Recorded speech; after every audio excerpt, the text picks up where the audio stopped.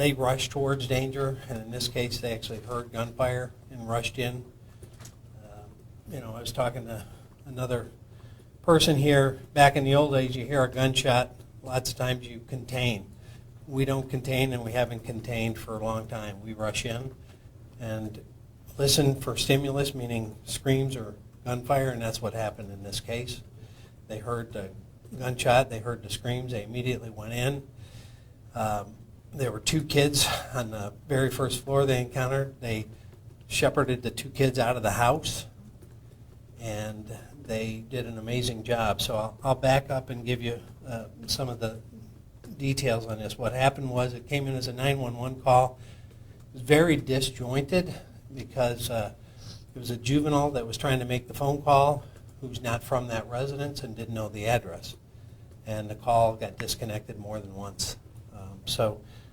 Again, kudos to our first responders, our dispatchers, that were super calm and tried to elicit information from the young lady to get help on the way as fast as possible. So our dispatchers did a great job too.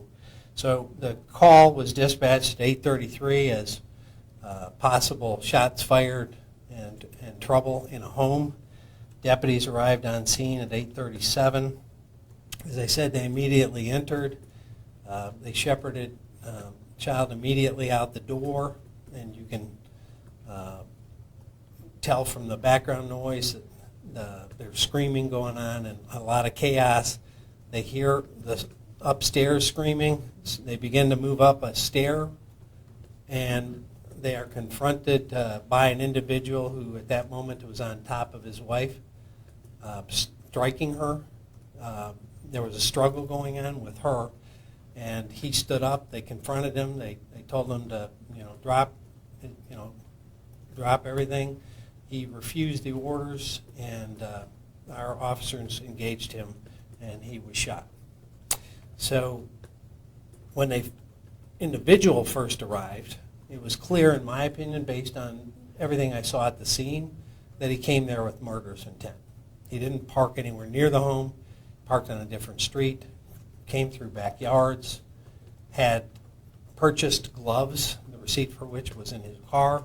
He was wearing gloves, and then smashed his way into the home with a crowbar. In the home, right by that plate glass window that he smashed, this window,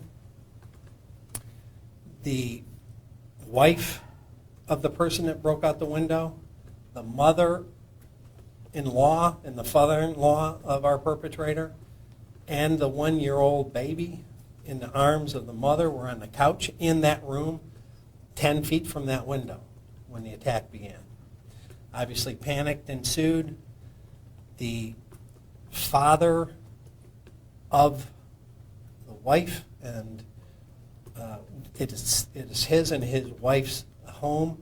That's the father and mother of the woman that he had come to shoot, and the father-in-law, if you will, of the perpetrator. So when the perpetrator began to break in the door, the suspect immediately tracked on the father. The father ran into his bedroom. It appears like he was headed to get a weapon to defend himself and his family. The perpetrator pursued him into the bedroom and shot him dead. The mother-in-law of the perpetrator followed the suspect into the bedroom or was preceding him. We don't obviously know those facts, but she was also shot in that bedroom. The perpetrator then came out. The wife of the perpetrator, the daughter of the 2 now that have already been shot, grabbed the 1-year-old that was still in her arms and ran upstairs. Obviously, there was still a child upstairs. On the couch at the time, I think I forgot to mention that there was an 8-year-old cousin on the couch too. So she ran upstairs with the baby, and the 8-year-old cousin's the one that was encountered at the door that our deputies immediately got out of the house, our caller. So she's upstairs, and to her credit, she struggled with him as he entered the bedroom. She grabbed onto him. he had a firearm, and tussle ensued. At that point, during the tussle, a round was discharged. She was shot. We still haven't determined if more shots were fired in that tussle. From being on scene, it looks like he may have taken a round in the leg. We don't know if it was from deputies. We don't know if it was from that struggle, and there was rounds discharged. It's still a chaotic scene at that point. And right about that point is when deputies heard the gunfire and the struggle, started up the stairs, and he came out of the room and confronted them.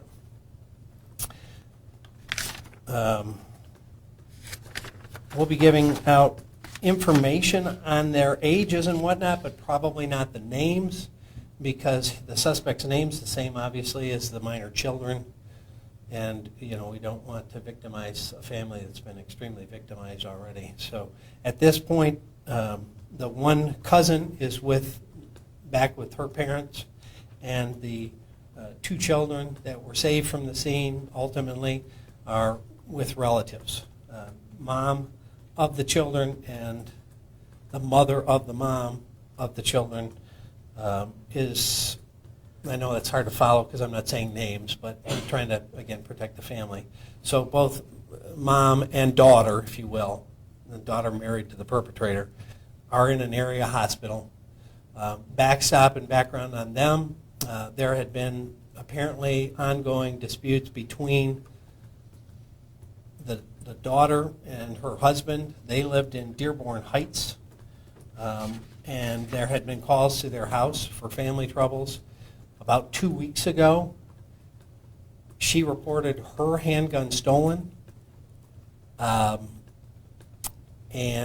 that handgun was one of the handguns he had brought to the scene. The situation on him, he has a criminal history, 1999 felonious assault, drug conviction on premise location, cocaine sale, felony firearm, cocaine distribution, etc. So he was a felon, not allowed to possess, own, or carry a firearm, but obviously none of that mattered to him given his murderous intent. The calls so far we've been able to track down as it relates to Dearborn Heights, as I said, as domestics, disorderly, family trouble, and kind of a sundry of those kinds of calls. Again, super proud of our folks going immediately in that door and going to the chaos. And they did what they had to do, and I think people are alive today because of it. Whether it's all the kids and mom, or just, mom. I don't know what his intentions were with the kids. I don't think anybody ever will. But when you go to a scene wearing gloves and a stolen firearm, there's not really a reason to wear gloves if you're intending to walk out of there. So that's my kind of intuitive nature on that, but I'll probably never know what his ultimate intent was, whether he was going to flee after he killed everyone in the house or try to kidnap the kids or what the deal was. But mom had asked for a divorce, had originally moved in with her sister, and then about 2 days ago moved to mom and dad's house because it was a more suitable setting for her and her kids, and that's where he came. Questions? I noticed that there was a license plate missing from the white SUV that I presume was his. Did he take that license plate off to hide his identity? I'm not exactly sure on that, whether we took it for evidence and didn't want other people grabbing the plates or what the situation was. I don't even know which car. I know they said it was on a different block when I was actually in the home where the whole incident happened. I didn't go look at the car. What are the conditions of, I'll call her grandma and mom? I know at least one was going into surgery. We hope and pray that they'll both survive. It appears that they will, but you never know. Obviously, there can be complications. And how many kids were in the home? There were 3 children in the home. One was 4, one was 1, and one was 8. And the 1 and 4-year-old belonged to mom and the suspect? Correct. Okay. Can you elaborate on the 911 call? You said it was a juvenile not at the residence? And, No, it was a juvenile, but they remember they don't live there. So meaning... So they don't know the address. Did the call come from the 8-year-old who was there? Yes. Okay. The cousin? Correct. Say about those actions, I mean, an 8-year-old would be able to even kind of give you guys a message what was going on. You know, super good in terms of her attempt to try to communicate the information. She didn't know it. You know, she was obviously in the midst of chaos and was saying, what's the address? What's the address? Well, you know, obviously she's not getting an answer back because craziness is going on. And I guess that's a moment where I'll take a second to plug what we've been pushing in Washington for years, is we have to upgrade our 911 systems. You know, the price tag is probably somewhere $18 to $20 billion for the country. And had that system been in place, it would have been precise, you know, exactly where she was standing. And so the enhanced 911 would have given us that robust information. Everybody's got a cell phone, and you know exactly where you are, and so does a cell phone, and so does your friends on Find Your Friends or whatever apps you have. Our dispatch doesn't know exactly where you are. Doesn't know spatially. So if you're having a heart attack and you're on the 5th floor, we may get, you know, you're in a big building, but we don't know how high you are or what part of the building. Enhanced 911 would have remedied all of that. And tragically, I stood before you the last time we had a shooting at a home where we didn't know where the home was. They actually went up to the wrong home because they were given the wrong information, which house. And then they heard the shot from the next door and had to go, and they engaged that individual there. So this is twice where we've had deadly shootings where we did not have exact residential precise information of where our deputies needed to go quickly. Is there any clarity you can provide on what might have precipitated this? Meaning, were they in the process of separating, divorcing, or what might have been the specific motivation? Yeah, she had apparently told him she was going to have a divorce. That at some point when she moved out of the home, she initially went to her sister's, and then 2 days ago she moved to her parents' house in anticipation of divorce, and that would be the space that she and her children would try to get the next steps together, if you will. When was Mom shot? At the top of the stairs in that tussle? She was shot, it appears, you know, because it's a kind of a messy, chaotic scene. Having been there, I can tell you. It appears she was shot in a struggle in a bedroom at the top of the stairs. And the 4-year-old and 1-year-old were up there as well, it appears. The 4-year-old originally was up in that bed. Where that 4-year-old went during that struggle and that crazy chaos, and as a side note, can you imagine the trauma of the 4-year-old watching his mother and father fighting over a gun when he's trying to kill her? It's hard to wrap your head around. Somebody can profess love for somebody and then later go with the intent to kill people. Had he expressed threats or made threats? Have you been able to ascertain whether or not he had been making threats, or was this like a spontaneous event? I don't think this was spontaneous on his part, Right. given where he parked and the fact he bought gloves in advance. But was she afraid of him or felt in danger, or have you been able to ask that? No, this is as far as we've gotten so far. Obviously, they're in the hospital, and they haven't had the deep dive interviews with both the wounded mom and the wounded mother of our mother of the mother, if you will. Sheriff, Yes. did he try to shoot at the deputies as they were coming up towards him? At that precise moment, they gave orders. They couldn't really see what he was striking her with, and they ordered him away from her and to drop whatever he had. And you know, we're still trying to review what that was. All I can tell you is he confronted them as they came up the stairs, and they immediately ordered, you know, drop it, let me see your hand, kind of thing. I'm not saying those are the exact words, but they confronted him at the top of the stairs, and that's where our deputies fired. It appears 2 shots from one officer and 4 from another. But they heard shots. They heard a shot. So it's, They heard legitimate screams. think they're going to take fire. Absolutely. They expected to take fire and didn't hesitate. They heard a shot. They went in, and they went to the screams. You say you found a receipt of the glove. Did he buy those gloves just prior to going to the house? I don't know the date on it, but as I said, the one investigator on scene brought that to my attention when I looked at the deceased perpetrator. He had brand new tactical gloves on. How many weapons on him? I don't know all of that yet. They're still processing the scene. When I was there, he was still face down, so I don't know if he had anything else on him, under, around him that I couldn't see. They hadn't moved him. You mentioned the ages of the children, an 8-year-old cousin and a 4 and a 1-year-old. Are you able to share ages now with of the suspect as well as the other adults involved? Yeah, we're gonna. Do you want to do that after? Well, we're gonna hand that out to you. Okay, all right. It's got the ages of. Steve, do you have that handy? I do. If you could just hand me one, I can tell them verbally, and then we'll hand it out to you. Thank you.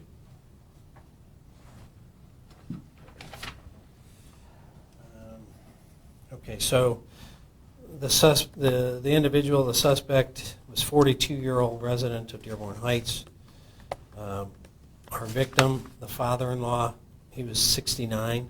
The mother-in-law is 70, and the wife is 37. Thank you. Yep. Other questions? Just so, to clarify, and I think you said this already, but just trying to clarify, the 4-year-old was upstairs in bed. Initially. When this happened, and then mom might have been running up to get Thinking that that little I've got one other child I need to protect and somehow get away from this. So, but going up the stairs, obviously, she had trapped herself. Did she happen to have a protective order against her soon-to-be ex? We don't know any of that. I asked that question myself, but we don't know, because that would have been a Wayne County or a Dearborn thing. We heard from a neighbor that the grandpa, I suppose, was a veteran. Have you learned anything else about him that you'd like to share? Just my praise. I mean, that's a dad being a dad, right? He's going to defend his daughter, and he dies doing it. I'm told he was a Marine veteran. He was 69. So, if you got to go out defending your kids. Can you elaborate on the cousin again? I know you addressed it earlier, but now that it's becoming a little more clear, I mean, she apparently sees this going on and knows enough to call 911, and lives saved could be to her credit, yes? Yeah, absolutely. I mean, the family was amazing because, as I said, if you look at that picture, the couch is 10, 15 feet away. It's not far. So he started smashing that window. Dad went to get the gun, to try to defend the family. Mom scooped up the 1-year-old and, ran and said, come with me to the 8-year-old, I presume. They were running because she wasn't in the front living room, the 8-year-old anymore. And then when he rounded the corner, apparently, because there was a struggle, obviously if she had just cowered in the corner, he'd have shot her, in my opinion. So I think, at some point there was some kind of interaction, or she just made a decision, or what happened there. We're still investigating and working through that. But she struggled with him and was shot. But the 8-year-old makes the call to 911 on her own and then gets disconnected and calls back? Yeah, she did make the call on her own. I don't know if she was instructed to. You could hear at different points, 911 or call 911, and so maybe somebody was screaming at, maybe that was the mom. That's still kind of a work in progress. But how did the deputies get there? How did dispatchers direct that unit? I think after a period of time, they were able to elicit an address. So they went to that address as fast as they could. As I said, they were actually dispatched at 8:33, arrived at 8:37, and as soon as they got there, they went in the front door upon hearing a gunshot. They didn't hesitate. How many deputies were involved in shooting their perpetrator, and what's the situation with them? There were 2 deputies that were on the one. It looks like he was at the top of the stairs at the moment where this kind of all played out, and one was below on the stairs coming up. It's hard to imagine, but imagine, if you will, there's a kind of a landing that projects out into the hallway. So you come in the front door, and the stairs are here, and they were going up the stairs, but you couldn't really see what was on the landing, but down this landing, on this side was a bedroom. So they could hear screaming, and they knew it was up there, so they started up the stairs. I think one got up to the top, or on the top of the landing, and the other one was somewhere about halfway, because first he got the child that he saw out the door, and then he followed in, and he was about halfway up the stairs, and that's when the gunman came out, refused their orders, and was engaged. And so, at least, as I said, it appears as if 2 shots from one deputy and 4 from another. Where those went and how many times the suspect was struck, that's all that's going to be very much a work in progress. And forgive circling back to the 911 call, but for clarity, was she disconnected once and there were 2 attempts or 2 calls? I believe or she was it more than she that? disconnected twice. So 3 times in essence she had called 911. We were calling her back. Got it. So once she called, we had a number and they captured it and our dispatchers were calling back. And they called back twice. I believe so. Anybody know that answer to that? I'm pretty sure we can try to They confirm leave that. all- Again, we're still trying to gather tapes and Understand. 911 stuff and do all that. We're super early into this. Thank you. Thanks, Sheriff. Is that it? And just as a standard procedure, Michigan State Police does a review of everything that happened? No, it depends on agencies. Large agencies typically they have internal affairs. And that's what, so to your question, we have a bifurcated process. We have our internal investigation, or SIU, if you will, that's doing the officer-involved shooting portion, and then we have the substation that's doing the domestic and the other kinds of questions, if you will, but obviously there'll be no prosecution. So we always have a bifurcated process. And then ultimately, that the whole thing will be reviewed, at the end. Thank you. Thanks, Sheriff.